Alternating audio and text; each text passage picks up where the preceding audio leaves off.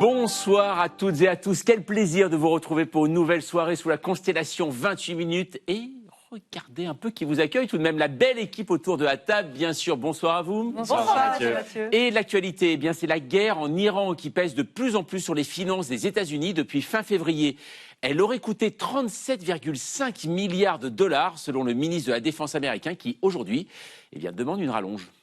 Without these funds, we face critical shortfalls that threaten our ability to also simply pay our service members, rapidly replenish equipment and munitions, and sustain vital operations without disruption. Alors les États-Unis ont-ils les moyens de continuer leur offensive au Moyen-Orient? Y a-t-il un risque pour Donald Trump de voir son camp se déchirer? Lui qui avait promis de ne plus engager son pays dans des conflits lointains, nous en débattrons. En fin d'émission, nous retrouverons ceux qui aiment faire la planche dans la mer des chroniques. Bravo à eux, à savoir Marjorie Adelson et Théophile Cossa. Alors au menu ce soir, Marjorie. On va parler d'une créature qui fascine Internet, mais aussi la NASA. Signe particulier, c'est un raton laveur et il est bossu. Ben, c'est une histoire comme seul Internet sait le faire. Ah oui, on dirait un Disney presque, en effet. Et vous, Théophile? Je vous emmène sur le Tour de France. Les coureurs touchent au but. La fatigue commence à se faire ressentir. Hein. Surtout que cette semaine, une ribambelle de tests antidopage a eu lieu. Justement, les contrôles antidopage sur le Tour. Je vous raconte comment ça marche. On vous retrouve tout à l'heure, car avant ça, nous allons monter sur le ring, enchaîner les crochets, les uppercuts, cracher notre dentier. Et surtout, se la jouer modeste, puisque face à nous se trouve Sarah Ourahmoune, la boxeuse française la plus médaillée de l'histoire, avec notamment un titre de vice-championne olympique en 2016. Aujourd'hui, elle revient sur son parcours dans un livre en forme de guide de survie féministe afin d'apprendre à toujours rester debout. Et elle nous en parle tout de suite dans 28 minutes.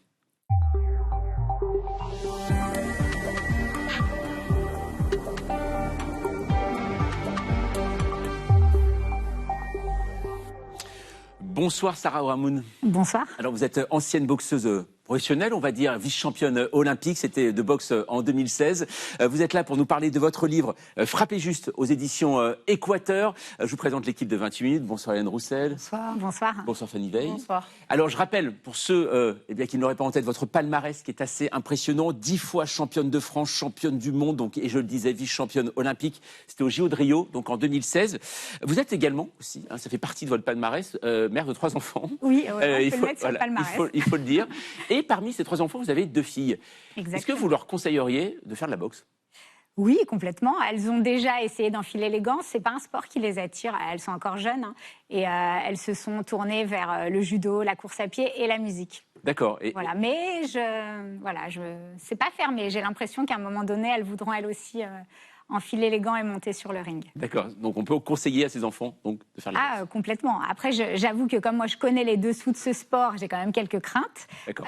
Mais bon, voilà, il y a toutes les leçons du ring et tout ce que ça apporte. Pour moi, c'est quand même un sport qui est très, très riche et qui porte des valeurs très positives. Donc oui, je les emmènerai volontiers dans une de mes salles ou dans une autre. C'est ça. Alors, on va parler de tout ça et de boxe, bien sûr, avec vous dans un instant. Mais avant, on va voir pourquoi, justement, vous avez le profil idéal pour nous parler de ce sport. Et c'est Olivier Boucreux qui vous l'explique. Sarah Ourahmoune, vous avez appris à donner des coups pour ne plus en recevoir en silence. Avec Frappez juste, vous racontez comment tenir debout sans écraser l'autre. Pour transformer la force en émancipation, vous avez le profil idéal. Vous grandissez dans le 93 au milieu de 6 enfants avec une mère sportive pour qui filles et garçons se valent. Devant les JO de Barcelone, vous découvrez avec espoir la performance de Marie-Jo Pérec. Mais des récits d'agression ici ou là nourrissent votre peur. Restez figé sans pouvoir crier. À 14 ans, vous poussez presque par hasard la porte de Boxing Beats, la salle de Saïd Benayem à Aubervilliers. Quelqu'un lance « Qu'est-ce qu'elle fait là, cette fille ?» Vous restez, premier acte politique. Ouais, bon, ça me défoule, mais bon, je sais pas pourquoi j'en fais. J'ai toujours pas compris pourquoi. Et... Bon, j'aime ça, donc j'essaye pas de comprendre, je continue, puis c'est tout. À l'époque, les femmes n'ont pas encore le droit de boxer en compétition en France. Vous apprenez à éviter les coups, mais aussi à occuper une autre place. Votre corps cesse d'être une cible et devient un allié. On travaille la souplesse, la force, l'agilité, mais c'est un sport aussi qui permet de travailler les émotions comme le stress, la colère. 10 fois championne de France, championne du monde en 2008, vous manquez les JO de Londres et raccrochez les gants. Après la naissance de votre première fille, vous remontez sur le ring. À Rio en 2016, vous transformez l'échec en médaille et décrochez l'argent. Cette médaille, c'est un peu le symbole de toute la détermination, la persévérance pendant des années, mais aussi La solidarité, parce que j'ai eu beaucoup de personnes qui m'ont accompagnée. Mais vos trophées ne restent pas dans une vitrine. Passez par Sciences Po, entrepreneuse et éducatrice spécialisée. Vous créez Boxer Inside pour les jeunes, puis les puncheuses pour des femmes qui réapprennent à dire non. Vous transmettez moins une technique de frappe qu'une manière de relever le menton. Dans Frapper juste, vous tirez plusieurs leçons de vos combats, comme choisir son terrain, transformer la colère, accepter l'échec, doser sa puissance ou savoir sortir du ring, car boxer chez vous n'est jamais détruire. Vous écrivez « Apprendre à frapper juste, c'est aussi labourer les fondations de notre société pour que l'émancipation ne soit plus un combat solitaire ». Voilà, Sarah Ourahmoune, votre livre, donc Frapper juste. Vous dites que ce livre que vous avez écrit, vous auriez aimé l'avoir entre vos mains plus jeune, en fait. Qu'est-ce que vous avez voulu vraiment transmettre avec ce texte ? En fait, quand je dis que j'aurais voulu l'avoir plus jeune, c'est parce que c'est un livre qui dit aux femmes qu'elles peuvent se battre sans avoir peur et surtout qu'elles sont puissantes. Parce que moi, j'ai beaucoup entendu un discours qui me disait que j'étais fragile, petite, notamment parce que moi, je faisais 1m50 quand je suis rentrée dans cette salle de boxe, que j'étais une ado très introvertie et j'aurais aimé qu'on me dise que j'étais à ma place, que dans cette salle, j'avais la possibilité de me construire, de me choisir et de m'affirmer. Oui. Vous parlez de votre fragilité, ou en tout cas du regard de fragilité qu'on pouvait porter sur vous à l'âge de 14 ans. Vous dites aussi qu'il y avait ce sentiment d'insécurité, cette peur de l'agression dans les transports en commun. On voit tout de quoi vous voulez parler. Est-ce que c'est ça qui vous a poussé vers le ring ? C'est cette volonté de pouvoir se défendre ? Complètement. C'est-à-dire qu'à l'adolescence, j'avais énormément de copines qui avaient été agressées sexuellement et c'était une crainte. J'avais vraiment peur de ça. À l'époque, j'étais scolarisée en internat et je devais prendre le RER. Et c'est vrai que dès que j'arrivais à Châtelet, j'étais complètement paniquée. Donc j'avais acheté une petite bombe lacrymogène en me disant si quelqu'un s'approche de moi, je m'en servirais. Parce que je sentais que physiquement, j'étais même pas en capacité de crier. Et c'est la boxe qui m'a quand même permis de pouvoir oser utiliser ma voix et après utiliser mon corps et me dire que finalement ce corps-là, je peux aussi le forger, le rendre puissant et c'est pas seulement une cible, je vais en faire un outil et puis après quand on devient athlète de haut niveau, cet outil on le peaufine, on le connaît par cœur et on a confiance en lui. La boxe d'ailleurs, ça va au-delà du combat, ça va au-delà de la force. Complètement, parce qu'il y a tout ce qui se passe sur le ring d'un point de vue mental, toute la stratégie qu'on met en place, tout ce travail de posture, toute l'attitude qu'on va travailler justement pour essayer d'influencer à la fois son adversaire, mais aussi se donner du courage, parce que quand on a une posture solide, forcément on a beaucoup plus confiance, on se sent à sa place et on est à même de mieux délivrer des coups avec assurance. Alors, vous écrivez dans votre deuxième chapitre, donc 12 enseignements, on peut dire ça presque 12 commandements, presque, de vous. En tout cas, avec des rounds, donc round 1 jusqu'au round 12. Donc, il y a se concentrer sur le positif, l'échec relève de la force. Et moi, celui qui m'a intéressé, c'est le tout dernier, c'est savoir sortir du ring sans se trahir. Parce que c'est vrai qu'on imagine, on voit des boxeurs et boxeuses monter sur les rings, on les voit rarement sortir en fait du ring. Et pourtant, il faut savoir soigner sa sortie en fait, comme on dit. Mais complètement. Et quand je dis ça, c'est parce que on peut être influencé par à la fois l'entourage, les envies des entraîneurs, de la famille, de la fédération, les regards que les autres peuvent porter sur nous. Et moi, j'en ai pris conscience à Rio en 2016 parce que je savais qu'avec une médaille autour du cou, j'aurais très certainement des opportunités de continuer en professionnel, des opportunités de continuer à me développer dans mon sport. Et en fait, moi, j'avais choisi d'arrêter en 2016. C'était une décision que j'avais prise 2 ans auparavant parce que j'avais envie déjà de m'occuper de ma famille, mais j'avais aussi d'autres projets professionnels et de pouvoir rester alignée sans me laisser influencer par cet environnement. Ça a été important pour moi parce que je dois avouer qu'au retour de Rio, avec une médaille, il y a eu quand même beaucoup de sollicitations et on peut très vite prendre un chemin qui n'était pas celui qu'on avait décidé au début. De ces 12 enseignements, si vous deviez nous en donner un seul qui vous est encore utile aujourd'hui ? C'est celui de choisir ses combats. C'est un enseignement qui me sert encore aujourd'hui. Et je ne sais pas si on en parlera, mais notamment dans mes combats politiques au niveau du sport et de ma fédération. Mais c'est vraiment celui de mettre l'énergie là où je l'ai choisi, sans déperdition. Donc c'est un enseignement que je garde en tête au quotidien. Alors, ce qui est intéressant au début de votre livre, vous parlez des exemples quand on veut faire de la boxe au féminin quand vous étiez plus jeune. Vous ne citez que des hommes. On voit Mohamed Ali, Marcel Cerdan, d'autres bien sûr qu'on a en tête. Il n'y a pas de femmes. Et même quand on réfléchit, quand on le voit sur les films, il y en a un en tête, c'est Rocky. Forcément, on se dit tiens, il y a Rocky, c'est un homme.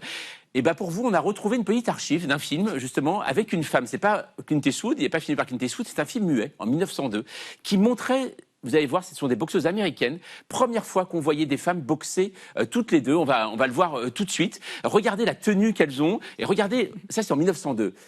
Voilà, 1901, pardon. Regardez, c'est les sœurs Gordon aux États-Unis. Quand vous les voyez là, vous vous dites, alors bien sûr, ça a évolué, mais que quand même on vient de très très loin, non? On vient de très loin. On voit la tenue notamment. Et évidemment, on vient de très loin. Moi, j'ai démarré la boxe en 1996 et des images comme ça, je ne les trouvais pas. On voyait que des images d'hommes. Et les références que j'ai eues très tôt, ça a été les grands champions. Il a fallu des années pour que je puisse m'identifier à des femmes boxeuses, et notamment en Allemagne, puisqu'en Allemagne, c'était quand même très développé, où il y avait des soirées qu'on appelait les soirées des Amazones, où des femmes boxaient en professionnel.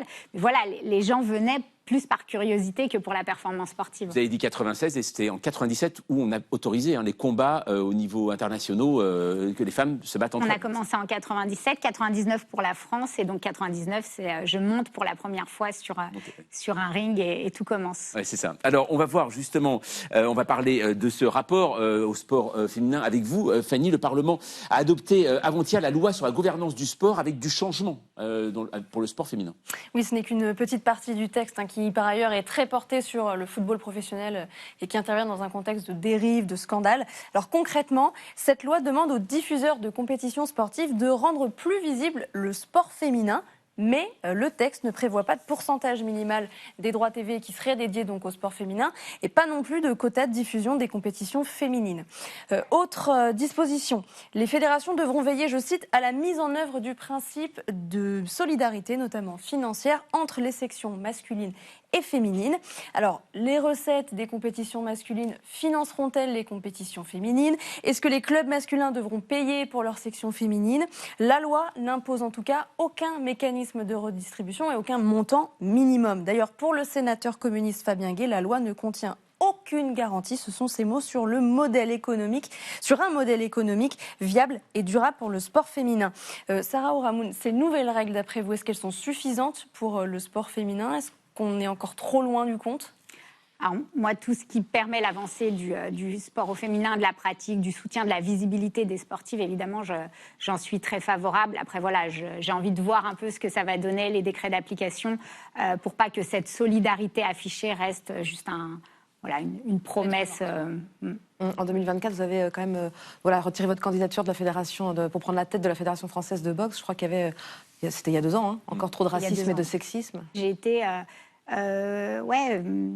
très déçue en fait du retour de mes pairs finalement, parce que c'est l'opposition, c'est des personnes du monde du sport qui m'ont insultée, j'ai subi beaucoup d'attaques sexistes et racistes, et je pensais pas que en 2024 on puisse encore subir ça en tant que femme. J'ai préféré justement choisir mon combat et sortir de celui-là, en tout cas essayer de combattre autrement et ailleurs. On voit que la marche est encore longue. En tout cas, on le voit, Sarah Ourahmoune, grâce à ce livre Frappez juste. Je précise aussi que vous avez êtes à la tête de programmes d'accompagnement pour les jeunes et les femmes grâce aux valeurs en fait de la boxe. Donc il faut lire, en tout cas, c'est votre parcours et aussi quand vous vous projetez justement sur l'avenir. Donc merci beaucoup en tout cas, Sarah Ourahmoune, d'être passée ce soir à 28 minutes pour nous en parler. Avec grand plaisir, merci. Allez, passons maintenant à notre débat. Le président qui ne voulait plus des guerres sans fin est-il en train de mener un conflit interminable? Hier, l'armée américaine a lancé sa 12e nuit consécutive de bombardements sur l'Iran depuis la rupture du cessez-le-feu. Donald Trump affirme qu'il n'en a pas du tout fini avec son offensive militaire au Moyen-Orient, mais avec quel argent? Le Pentagone vient de demander une rallonge financière qui fait polémique au sein des soutiens du président. La guerre en Iran est-elle en train de fracturer le camp MAGA? Les États-Unis ont-ils encore les moyens de leur puissance alors même que l'Iran accuse Donald Trump d'avoir perdu toute crédibilité? Nous en débattons juste après la mise au point d'Amira Swilem.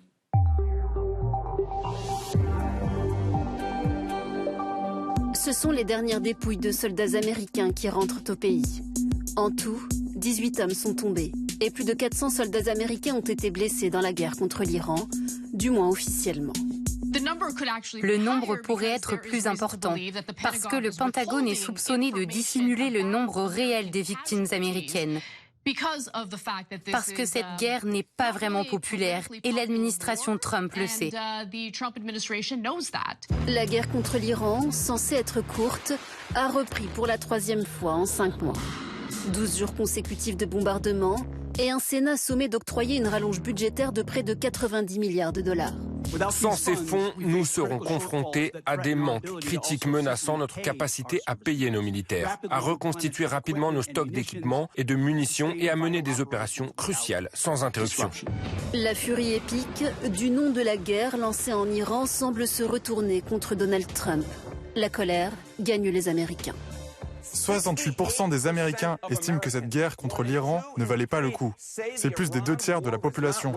Jusque dans son propre camp, certains lui demandent désormais des comptes. C'est le cas de ce sénateur républicain. Personne dans l'histoire de ce pays n'a demandé autant d'argent. C'est plus d'argent qu'on ne peut même imprimer. Tout cela est une menace pour notre pays. Le risque qui nous guette le plus, c'est la dévaluation de notre monnaie, bien plus qu'une invasion de l'Iran. Alors, cette guerre sans fin ne risque-t-elle pas de se retourner contre Donald Trump ? Avec des milliers d'infrastructures iraniennes détruites ou endommagées, et avec un bilan humain impossible à déterminer avec précision, mais qui se compte à minima en centaines, voire milliers, Trump a-t-il encore des objectifs de guerre clairs ? Le président américain est-il en train de s'enliser en Iran ? Voilà, et pour en débattre ce soir, nous recevons Patricia Alémonière. Bonsoir. Bonsoir. Vous êtes grand reporter, spécialiste des questions internationales. Votre livre Géopolitique du Sahel est sorti cette année aux éditions PUF. Alors selon vous, l'image des États-Unis se dégrade nettement et Donald Trump en est le premier responsable. Le coût réel de la guerre dépasse largement les chiffres officiels. Ce sont, dites-vous, les répercussions économiques qui décideront in fine d'une éventuelle défaite lors des midterms en novembre prochain. À vos côtés, Giovanna De Maio, bonsoir. Bonsoir. Vous êtes professeur de politique étrangère américaine à Sciences Po Paris. Selon vous, cette guerre américaine en Iran est mal conçue et menée par des responsables qui connaissent mal la région.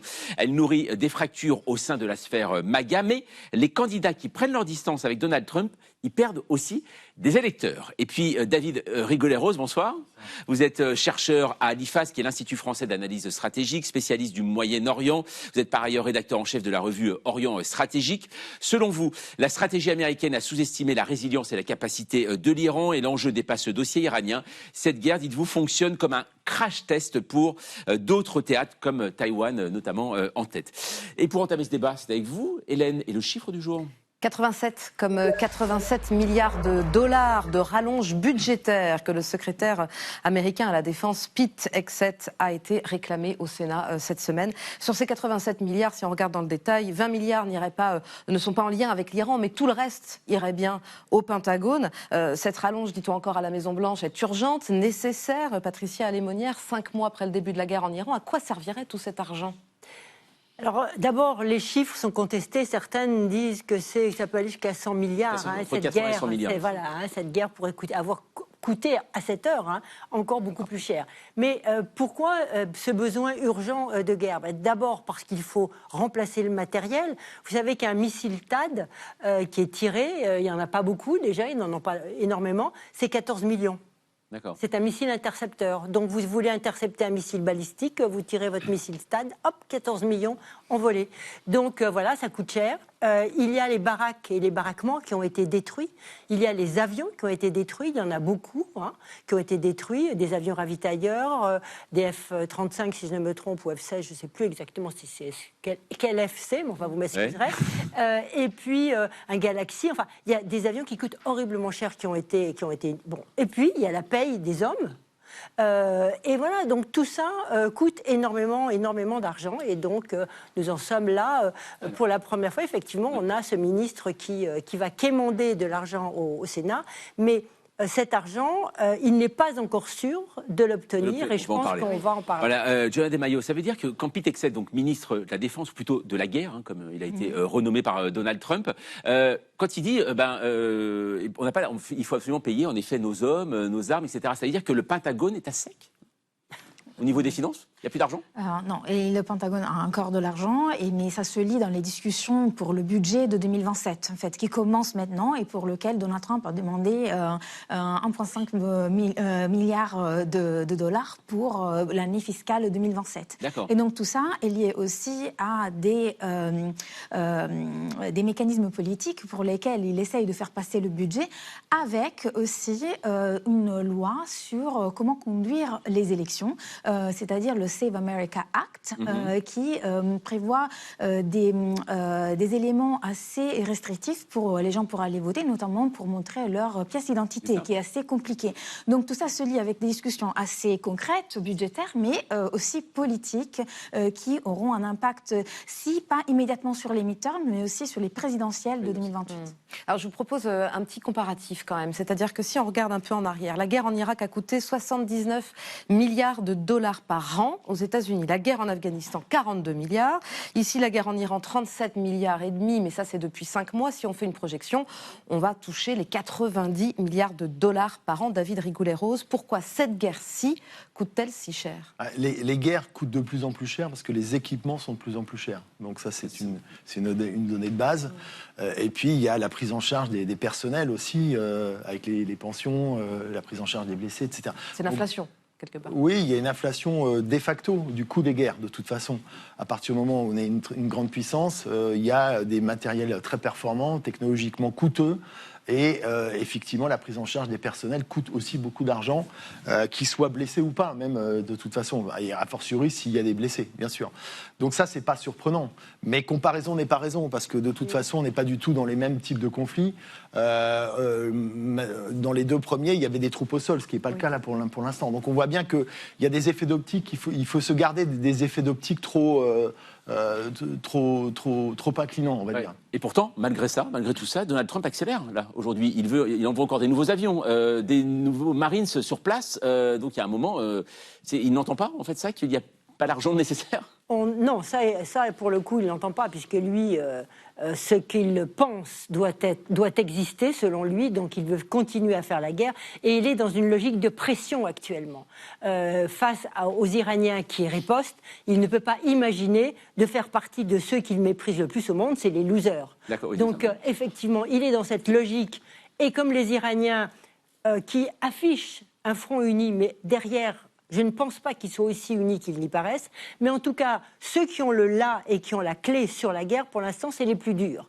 Donc les plus durs disent, vous nous attaquez, eh bien, on répond encore plus durement. Vous allez frapper un pont, eh bien nous, on va aller frapper toutes les installations de vos amis dans le Golfe. Donc là, on est dans un cercle vicieux qui s'est enclenché, en tout cas, et pour l'instant... on n'en voit pas la fin. Et ce qui semblerait, c'est que Donald Trump ait presque fait, j'ai envie de dire, son deuil des midterms. À la dernière question auquel on lui a demandé de répondre, il a évacué un peu ça en disant, de toute façon, tout le monde me suit. Non, on le voit bien, tout le monde ne le suit pas aujourd'hui, puisqu'une partie de 60% de la population américaine, globalement parlant, effectivement, ne le suit pas. On va y revenir. Les sénateurs ont demandé des explications quand même. C'est quoi le but de cette guerre, Giovanna De Maio? Et il n'y a pas eu de réponse, donc il n'y a pas de but.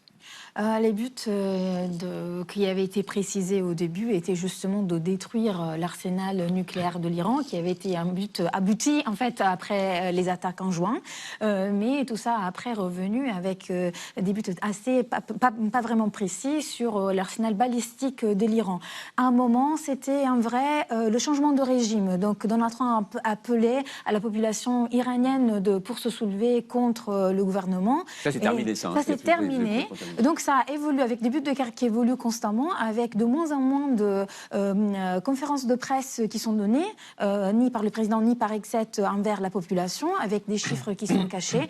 En théorie, pour ne pas trop donner des gages à l'ennemi, pour ne pas révéler des secrets opérationnels, mais en réalité, c'est aussi des techniques pour cacher aussi l'impact sur les victimes américaines, qui est vraiment une trahison de la base MAGA du président, qui était contre l'engagement dans des guerres sans fin. On va en parler justement de cette base MAGA tout de suite. Rappelons en effet, vous avez dit le nombre de victimes, c'est 18 morts pour l'instant, des soldats américains, dans les chiffres en tout cas officiels. Mais avec vous, Fanny, on va voir qu'après des semaines de guerre en Iran, donc maintenant aussi des mois. La base MAGA, justement, ce Make America Great Again, ce mouvement qui accompagne Donald Trump, eh bien, est véritablement en train de se déchirer.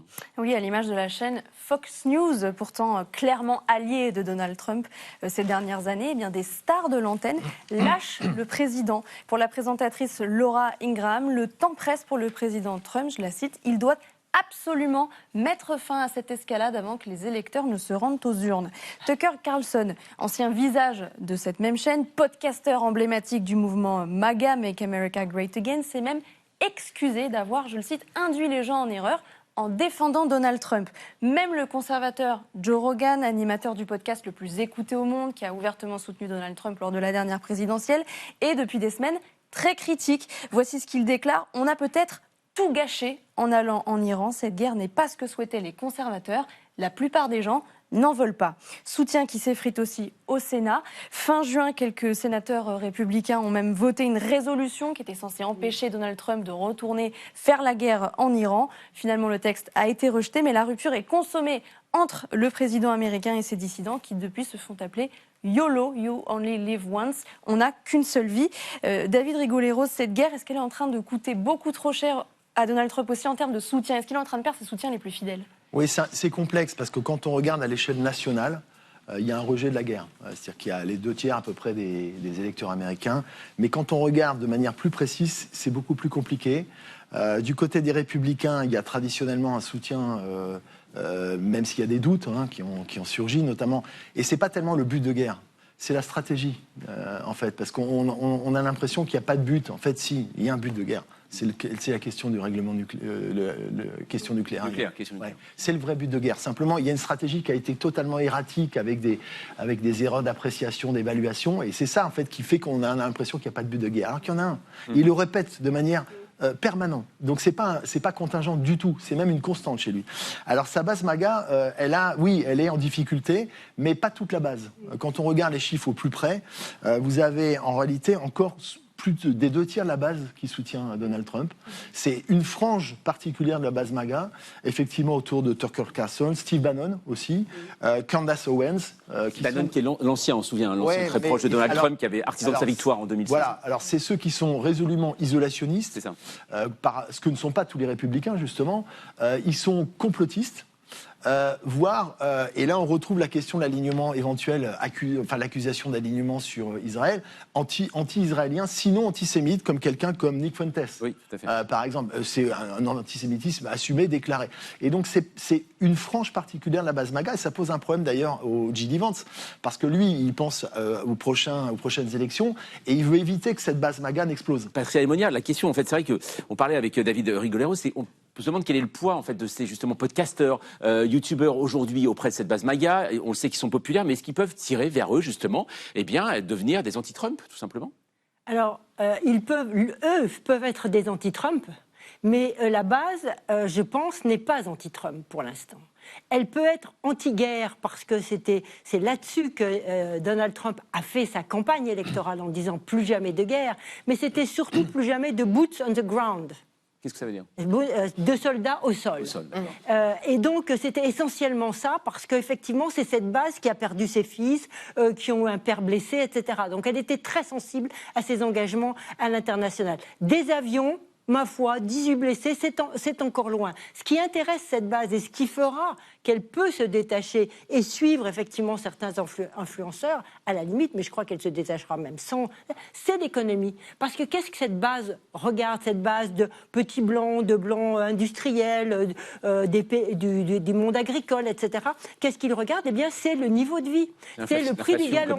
Et le gallon est aujourd'hui repassé à 4, alors que Donald Trump avait promis qu'il tomberait à 1,75 $. Oui. Donc, vous voyez, on est très loin de ses promesses électorales. Et donc, je pense que la fracture, si elle se fait, sera sur cette question-là, mais je vais juste donner un autre chiffre pour ne pas embarrasser tout le monde avec les autres chiffres, si vous me le permettez, c'est que les Américains, 60-65% sont contre cette guerre, mais pratiquement le même nombre, en tout cas une majorité, pense que la guerre va durer. Ouais.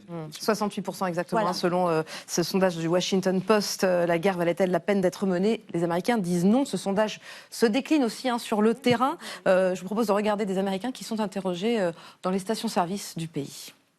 Everyone's just struggling all around. It's just really astronomical, the gas prices. I'm a hard-working American guy, and I'm getting shafted at the pump. That's how I feel. Look at us. We're the ones suffering for this war. I hope the war in Iran gets resolved and the Straits of Hormuz get opened up and gas prices go back to normal. I think that's what everyone hopes for. Voilà, cette guerre pèse sur le coût de la vie. Elle est très concrète chez les Américains. Giovanna De Maio, est-ce que ça peut coûter les élections de mi-mandat à Donald Trump? Les élections de mi-mandat sont déjà un peu dans ce contexte assez favorable aux démocrates, surtout à la Chambre, tandis que le Sénat, c'est un peu différent. Je peux revenir sur les fractures mentionnées par mes collègues.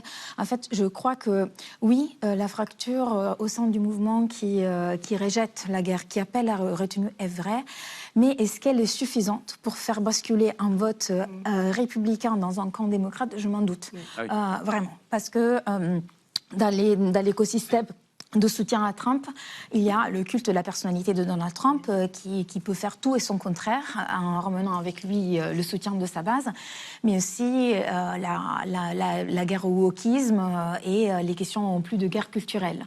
Donc je pense que l'économie est assez centrale, comme le disait Patricia, et c'est un facteur qui, si est prolongé, effectivement, ça peut impacter les midterms, et c'est déjà un peu favorable aux démocrates parce qu'ils étaient les premiers à pousser le message sur le pouvoir d'achat, l'affordability. Et donc maintenant, les républicains essayent aussi de s'en approprier, mais sans particulièrement avoir succès, surtout que le camp, en soi, continue à soutenir le président dans cette guerre, même si pas forcément, je parle de sénateurs, à l'exception de Rand Paul, que vous avez bien mis, c'est quand même un camp qui tient. Qui tient encore. Qui tient derrière le président. À mon avis, oui. Alors pour comprendre le présent, rien ne vaut un petit voyage dans le passé, comme toujours. Notre archive du jour nous emmène en 1968. Les États-Unis sont alors embourbés dans un autre conflit, le Vietnam. Et le président de l'époque, Lyndon Johnson, va prendre une décision radicale pour la suite de sa carrière politique. So tonight, in the hope that this action will lead to early talks, I am taking the first step to de-escalate the conflict. It is true that a house divided against itself by the spirit of faction, of party, of region, of religion, of race, is a house that cannot stand. Accordingly, I shall not seek, and I will not accept the nomination of my party for another term as your president. Le Vietnam hier, l'Iran aujourd'hui, est-ce que ces guerres à l'extérieur peuvent avoir des conséquences sur la politique intérieure? Toujours, même si les Américains se préoccupent d'abord de la politique intérieure. Mais en écho à cette formule, j'en ai une autre du même, qui disait, juste avant cette annonce, je me sens comme un autostoppeur pris sur une autoroute texane dans une tempête de grêle. Je ne peux rien faire, je ne peux pas me cacher, je ne peux pas l'arrêter. Ouais, c'est ça, ouais. Voilà, donc c'est en écho à la décision qu'il prend par la suite, effectivement, puisque c'est lui qui avait engagé durablement les États-Unis dans le conflit. Mais en même temps, je disais tout à l'heure, comparaison n'est pas raison, parce qu'au Vietnam, il y a eu 58 000 tués, il y a eu des centaines de milliers de GIs qui sont... Là, c'est pas le cas, alors en tout cas pour l'instant. Il n'y a pas de troupes au sol. Et c'est pas prévu, même si évidemment on alimente les spéculations en ce sens, mais rien ne dit que, en revanche, il y a un investissement effectivement massif en termes de frappes aériennes, et s'il y a des troupes au sol, ce ne sera pas forcément des troupes américaines. Mais Patricia Lemonnier, on se demande si finalement la première victime aussi de cette guerre par rapport aux États-Unis, c'est pas justement la voix américaine dans le monde. Est-ce qu'aujourd'hui, elle n'est pas tout simplement en train de s'affaiblir véritablement à cause de ce conflit? Alors, je vais répondre à votre question, mais ce que je trouve très intéressant chez Johnson, c'est qu'il dit quand un pays ne tient plus, qu'il est fractionné, le chef de l'État doit se retirer. Ouais. Eh bien, franchement, Trump est exactement dans cette situation, avec une Amérique qui n'a jamais été aussi clivée, divisée en démocrates et républicains, mais il n'a pas du tout l'intention, s'il pouvait avoir un troisième terme, il le prendrait. Ouais. Donc, pour répondre à votre question, je crois que... l'image de Trump dans le monde entier est catastrophique. Même les pays comme l'Italie, qui est un pays avec Giorgia Meloni, populiste, etc., se sont détournés de Trump. Pourquoi elle s'est détournée de Trump? Parce qu'elle voyait que sa base, sa population, celle qui l'avait élu, la base populiste en théorie, eh bien, ne supportait pas Trump. Donc, on assiste dans le monde entier à une perte de crédibilité de la parole d'un homme et une chute de ce qu'il représente comme puissance. Est-ce à dire, pour moi, que les États-Unis subissent la même érosion que Donald Trump. Je n'en suis pas persuadée. Vous ne niez pas les deux. Je ne nie pas les deux. Les États-Unis restent un lieu que les gens sur des tas de jeunes de la planète en Afrique rêvent d'aller. Les Iraniens rêvent de partir aux États-Unis. Les Chinois rêvent de partir aux États-Unis. Tout le monde rêve de partir aux États-Unis, à la limite, j'ai envie de dire.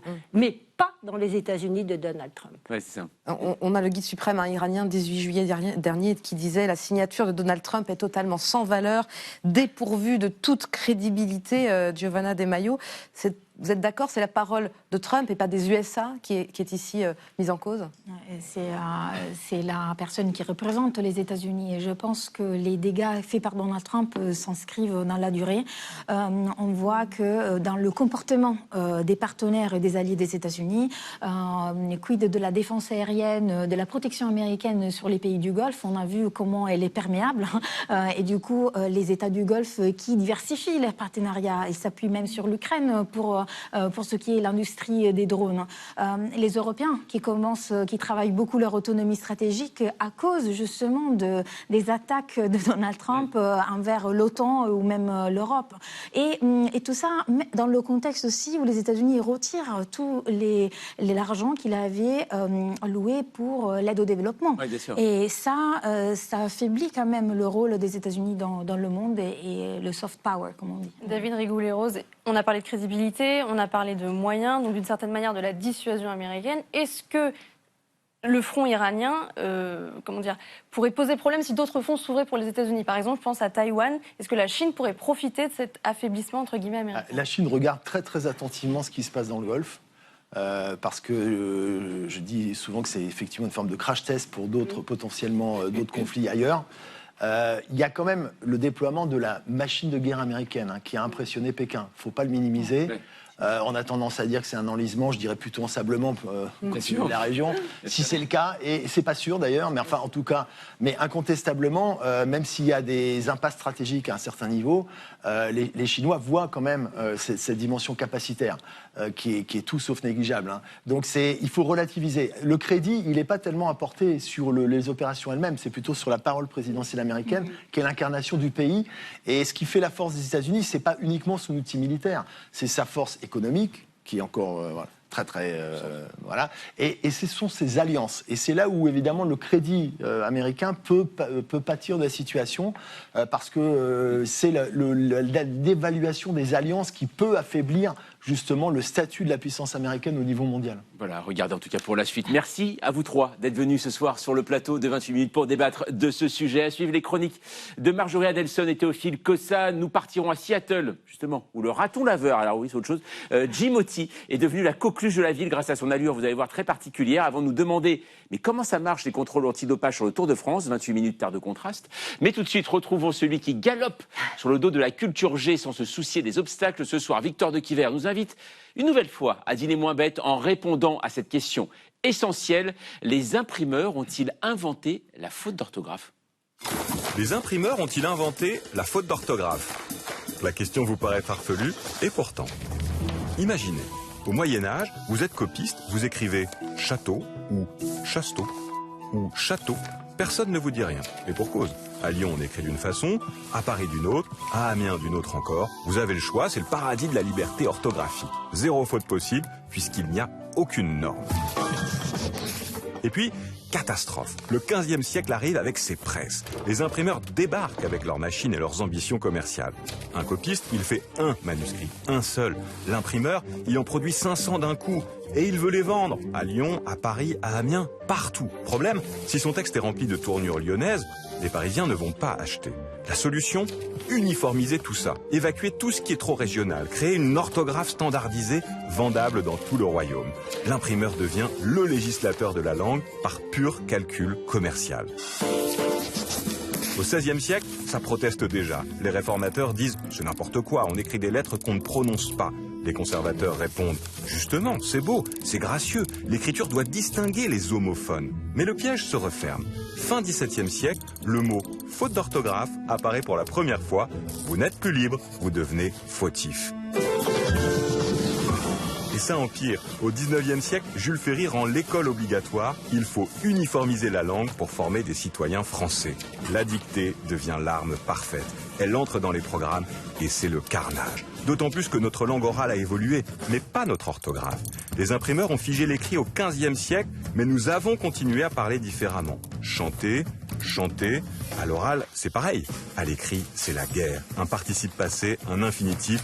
Ne les confondez surtout pas. Tout ceci fait évidemment hurler de rire nos amis italiens et espagnols. Leur écrit ressemble encore à leur oral. Voilà, vous fauterez moins bête. Eh ben oui, elle est bien la chronique à Victor, hein. Elle est pas mal. Merci Victor de Quiver et surtout Titien Cordani pour la réalisation de cette chronique tous les jours. Il est temps de les retrouver. Marjorie Adelson, Théophile Cossin, on commence avec vous.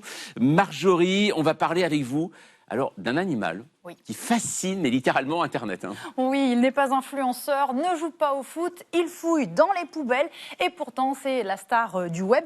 Il y a quelques jours dans les rues de Seattle, une habitante a filmé une drôle de créature avant de la poster sur les réseaux. Regardez. What am I looking at?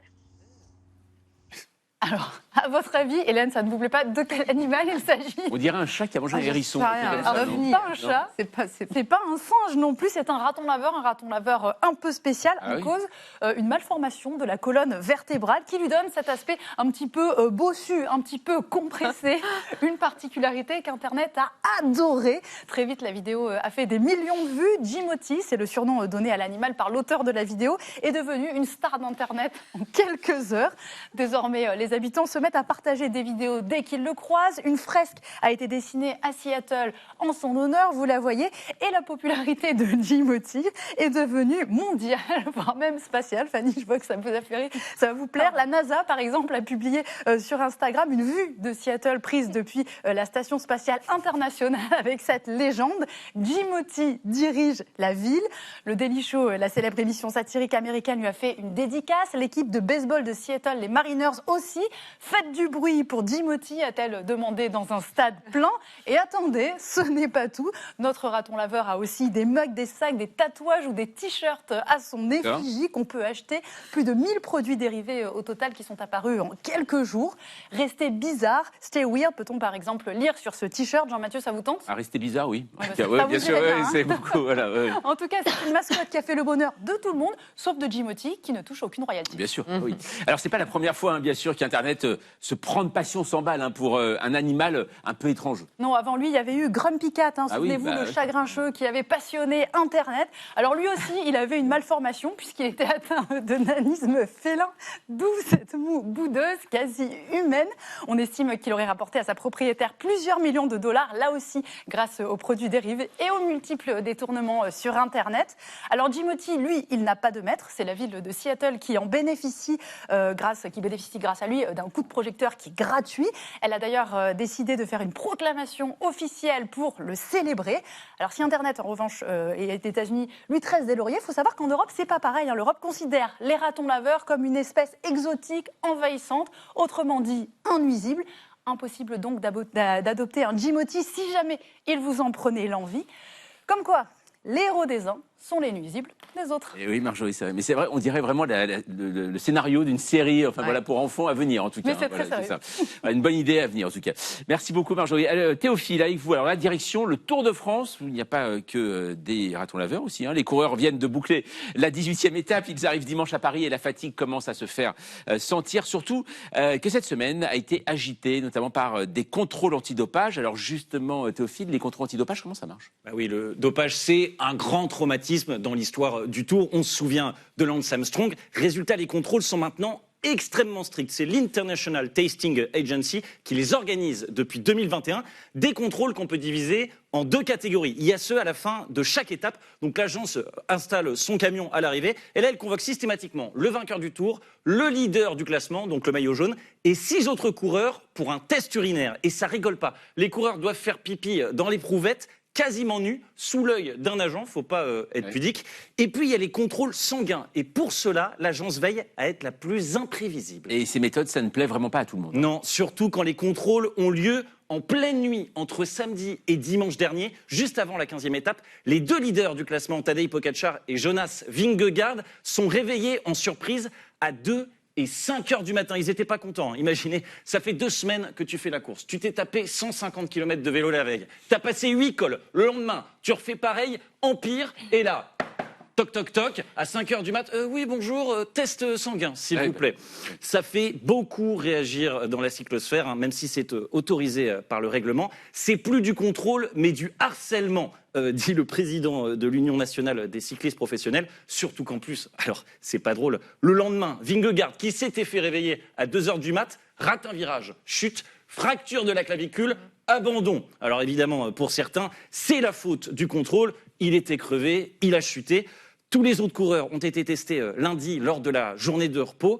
Pas tous aux mêmes heures, et ça aussi, ça fait des jaloux. Mais alors, dans tout ça, est-ce qu'il y a des tests positifs? Alors, il va falloir attendre après la fin du tour pour le savoir. Les prélèvements ont été envoyés dans différents labos.